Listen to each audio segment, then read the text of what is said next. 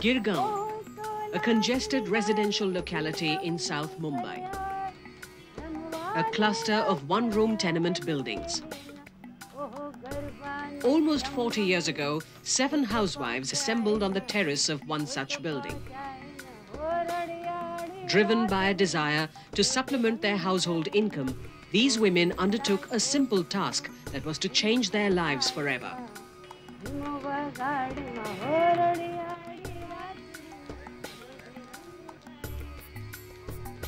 A task they were more than familiar with.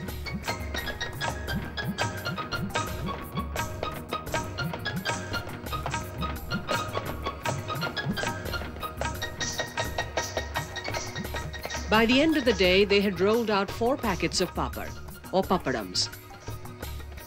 The papad they prepared were bought by the Lohana Trust that in turn sold them in the free market.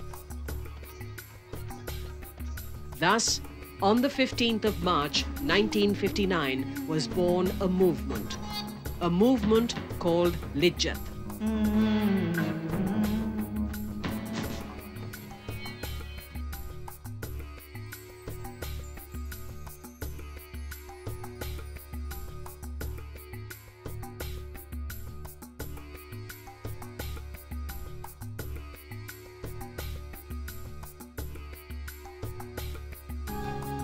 Thanks to that courageous step taken on the 15th of March 1959, thousands of women in India are today linked together in an organization called Shri Mahila Griha Udyog Lijjat Papad.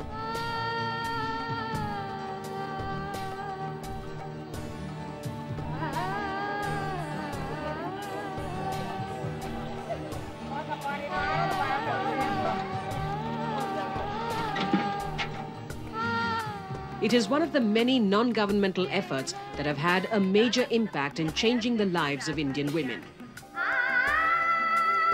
In this case, for the first time in India, a cooperative movement organized by women, led by women and managed by women had proved to be economically viable. बहन लोग तो उसका पाँव पर खड़ा रह गया ना, उसको अभी आदमी कम कमाए होगा, नौकरी करता होगा, तो चाकरी करने पैसा कम पगार होगा, तो अभी महंगाई बहुत है, तो जो बहन कमाती है तो उसको 5 रुपया बच्चे को वापरने को देना है कि आपको वापरना है, तो अभी झंझट नहीं रहती है ना. From being treated as mere commodities, treated as possessions fit only to bear children for the menfolk, economic independence has been among the core initiatives taken to give Indian women a life of dignity.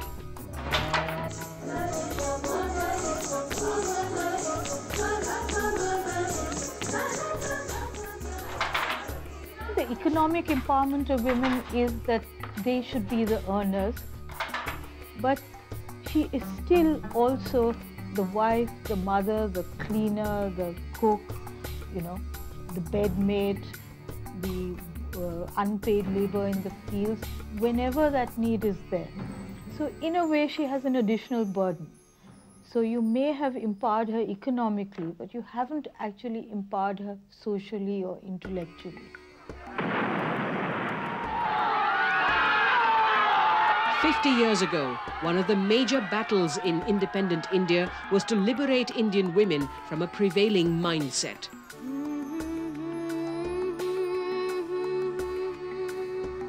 An attitude ingrained through centuries of cultural and social convictions.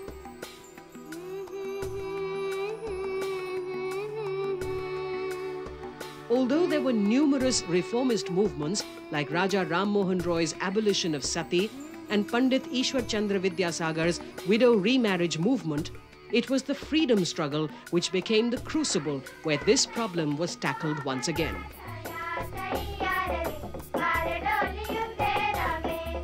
For Mahatma Gandhi, gender equality was a priority. Gandhi said, "As long as the women of India do not take part in public life, there can be no salvation for the country." I would have no use for that kind of Swaraj to which women have not made their full contribution. He argued that the subjugation and exploitation of women was a product of men's vested interests and the acceptance by women of this attitude. Gandhi was keen to involve women in every aspect of the freedom struggle. Despite social disapproval, thousands of ordinary women from all walks of life participated in Gandhi's call for a struggle against the colonial powers.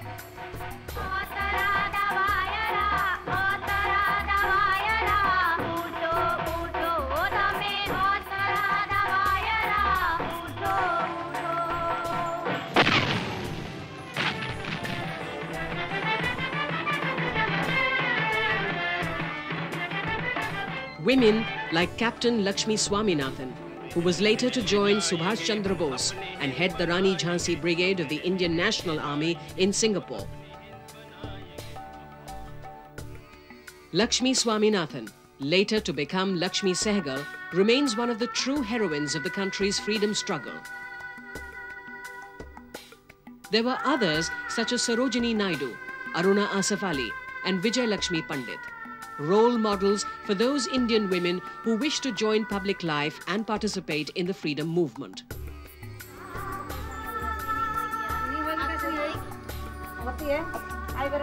But these success stories, even then, were more the exception.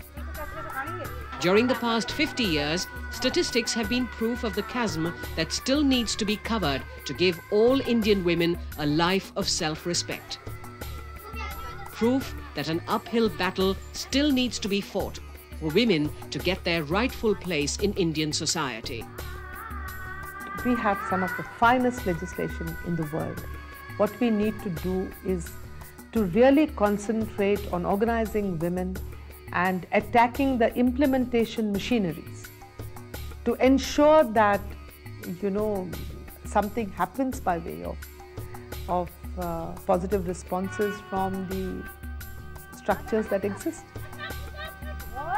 In 1991, it was found that over 60% of the female population in the country over 7 years old was illiterate. The gender bias makes the plight of the girl child in Indian society a painful reality. Despite government initiatives, the social barriers erected by an obscurantist mindset ensures that the girl child remains one of India's most neglected segment.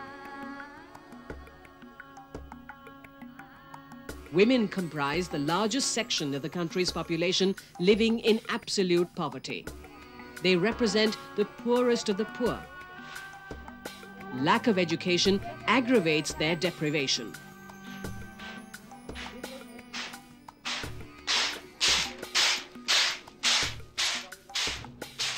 Yet, ironically, one of the most inspiring stories of post-independent India is that of a woman. A woman who in January 1966 was sworn in as the country's first female Prime Minister. Indira Priyadarshini Gandhi. Daughter of Jawaharlal Nehru, Indira was exposed to public life from a very early age. Although she was elected the president of the Congress Party in 1959, it was only when she became Prime Minister that she came into her own. Through her tenure as Prime Minister, Indira Gandhi evoked respect, awe and admiration. She wielded total power and was often referred to as the only man in her cabinet. Indira Gandhi was assassinated on the 31st of October 1984.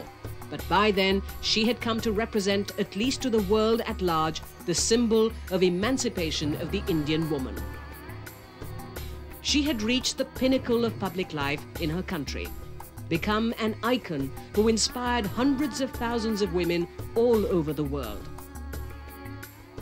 Although she may not have been successful in solving the numerous problems confronting the female gender in her own country, observers argue that during the past 50 years, India has incorporated radical provisions in its law and legislation. These have given constitutional legitimacy and protection to the rights of every Indian woman.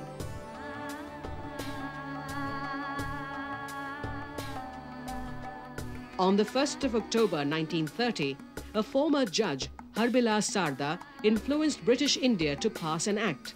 The Sarda Act, as it is now known as, prohibited marriage for girls under 14 and boys under 18.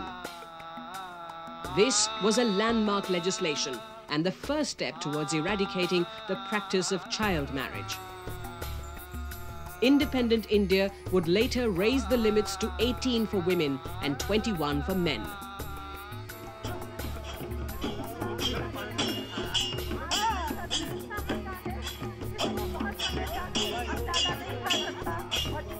Empowerment has often been described as the catalyst that can hasten the process of development. An empowerment of the Indian woman is seen as a cure for many of the problems confronting the country's female gender. The argument being, if women are given opportunity for decision-making, they would be in control of their own destiny.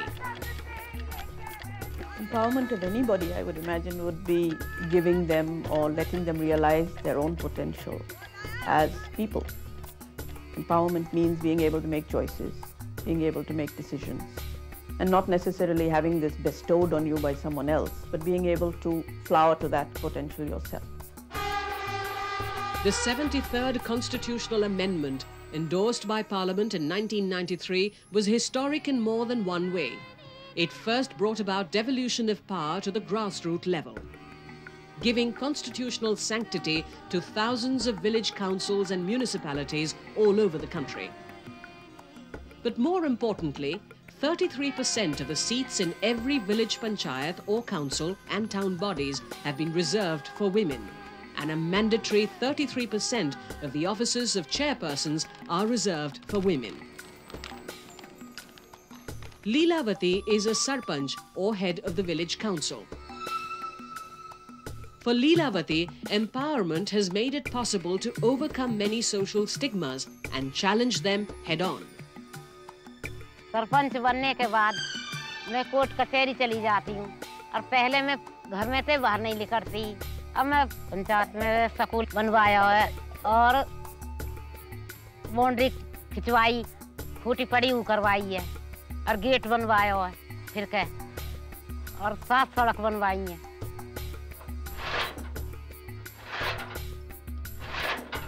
It was the success of this grassroots movement which compelled political parties to propose a 33% reservation of seats in all legislative bodies, including the lower house of parliament, the Lok Sabha, for women.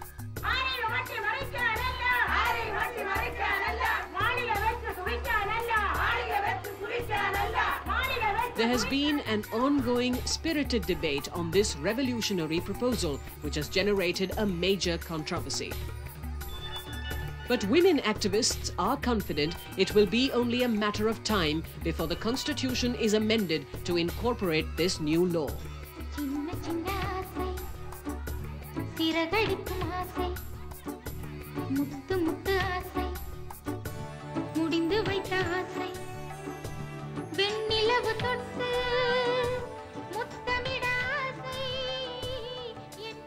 Women of this country are saying, don't take us for granted. I mean, you may have the vote inside Parliament, but don't forget we've got the vote outside.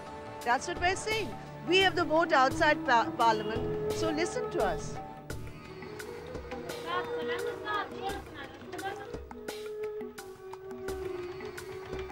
Community pressures and the double-edged sword of caste and gender discrimination has often impeded the working of women-led panchayats.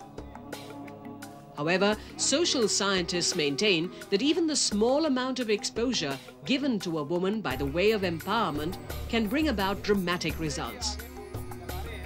Women in Panchayat are doing excellent work. We have had interaction with women all over the country. We are now preparing a report, status report of what is the Panchayati Raj status, and it is emerging that they have been able to become agents of change in society and they have been able to make a dent. Over the years, although the battle for equality has been fought by the menfolk, at times dramatic social changes have come from women themselves.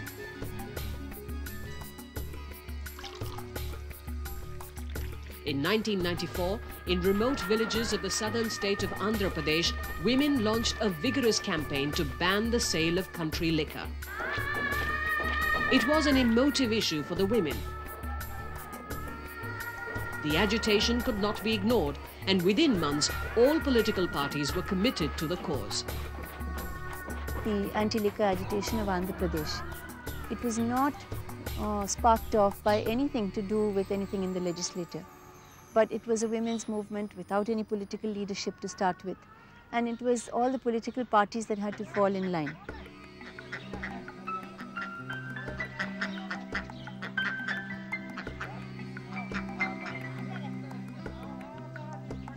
The country may have guaranteed full and equal participation of women in civil, political, economic, social and cultural life. But for millions, those pledges still remain unredeemed and unfulfilled.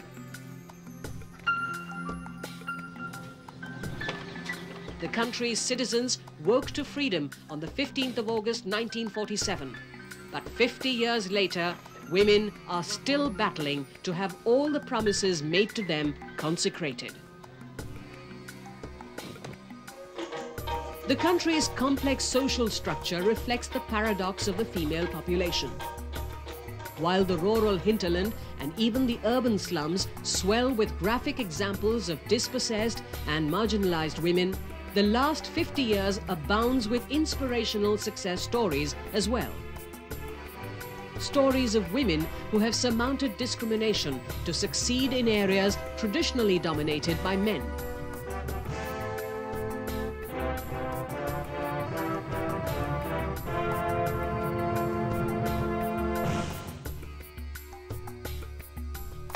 Kiran Bedi is today the Special Secretary to the Lieutenant Governor of Delhi.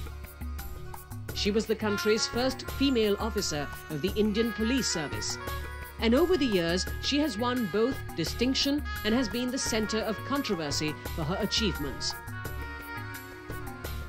Oh, man mein hai vishwas, pura hai vishwas, hum honge kamyab ek din.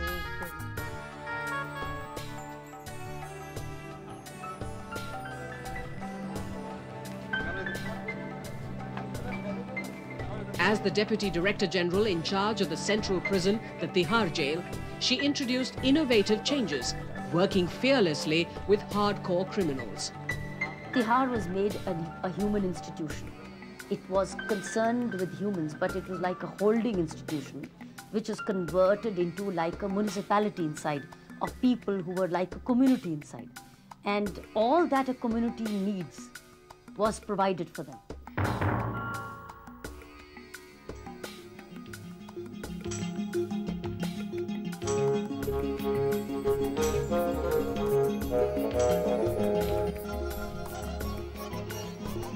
There are also artists like Anjali Ila Menon, who is today considered among the country's most exciting painters.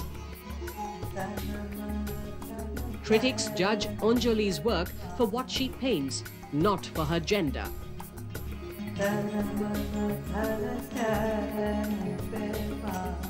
You have to remain in focus and decide that you are committed to whatever work you are doing, whether you're a doctor or a lawyer. And I think it is possible to do that.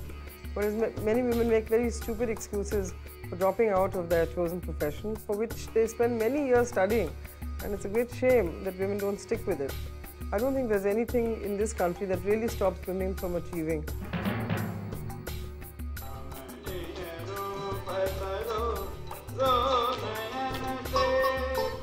There are women who have achieved recognition in the field of traditional arts and culture.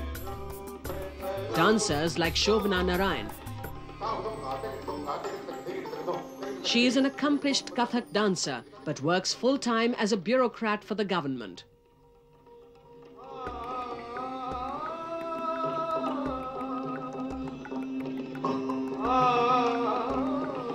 Right since childhood, I've been leading this duality of studies as well as dance. So I suppose I don't feel it any longer. For me, it's become a part of my life.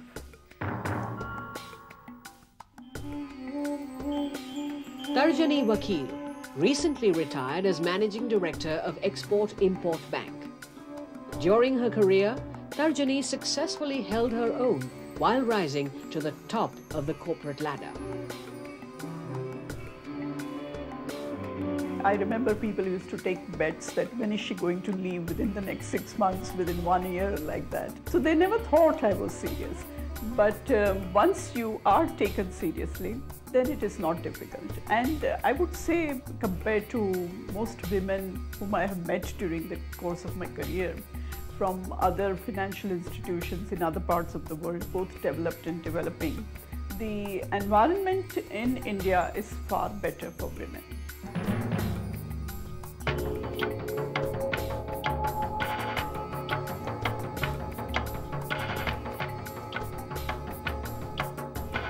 Aparna Sen was a successful actress before she turned to film direction.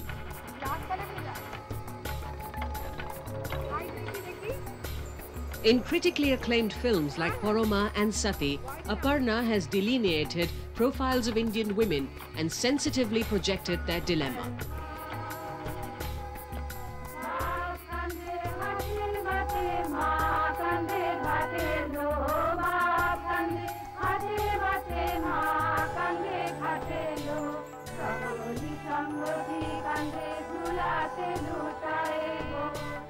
It has taken me a while to discover the underlying theme myself, because one doesn't consciously make the films. One is creating spontaneously, you know. One isn't saying, I want to say this and therefore this is my theme and therefore, you know, that's not the way I make films. It's been a spontaneous exercise.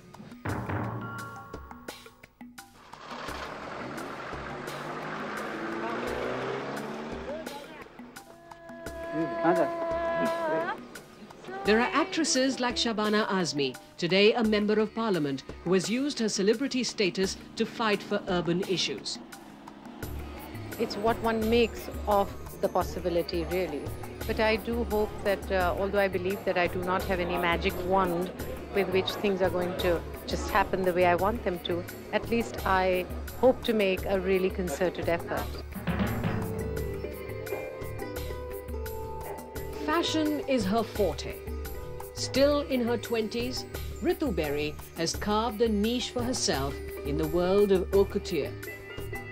Ritu Berry is today considered one of India's leading designers. The only thing that I feel angry about sometimes is that when a woman goes out for a meeting, she's never taken as seriously as maybe a man would be, because they always believe that a woman has taken up whatever she has as a hobby. It's never as serious. And believe me, most women take their professions very seriously. Throughout the 50 years, there have been numerous examples of women who have fought a relentless battle for social causes, like Medha Patkar, for example, and of women who have received international accolades for artistic excellence. Arundhati Roy is only 37, and with her debut book, written in English, The God of Small Things, she has become an international celebrity, winning the 1997 Booker Prize. Architect, screenwriter, and now author, Arundhati Roy symbolizes the contemporary urban Indian woman who has arrived.